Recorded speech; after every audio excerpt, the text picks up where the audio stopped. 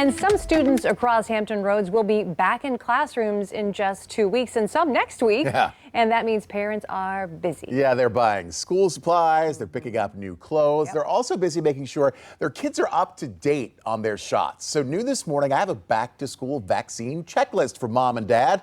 I'm in the community with doctors working overtime to keep our school children safe.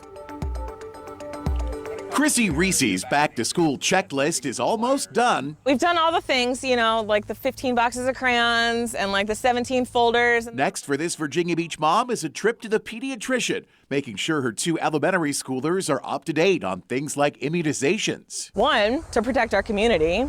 We have a lot of immunocompromised friends and family, so why wouldn't we want to protect them?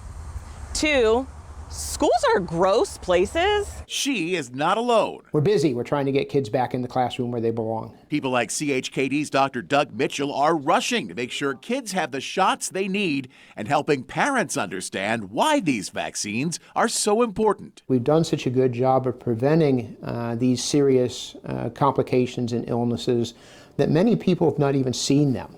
And they think they're gone. They're not gone. Virginia requires different shots for school children depending on their age.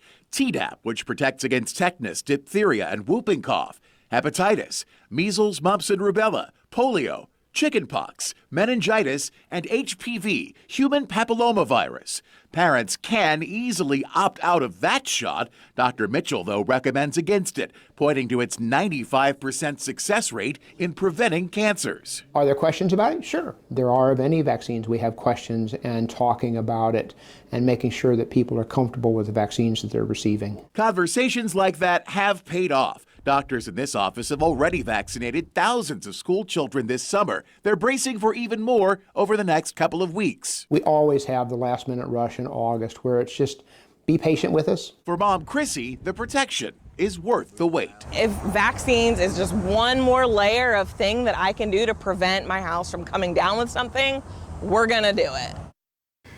So that's Chrissie. What happens when parents don't want their kids to get certain vaccines? There are some exceptions to the rules. We talked about HPV and that story. Tomorrow morning at 6, I'll run down how some parents can opt out of some of the other shots. I'll have the rules and the reason why those exceptions in many cases, Jen, are so rare. That is coming up tomorrow morning. By the way, on WCKR.com right now, I've got that story and the full list of shots just in case you want to double check. Yeah, thank you. Yeah, we just did meningitis. So we're right there with you. You got to keep up with them.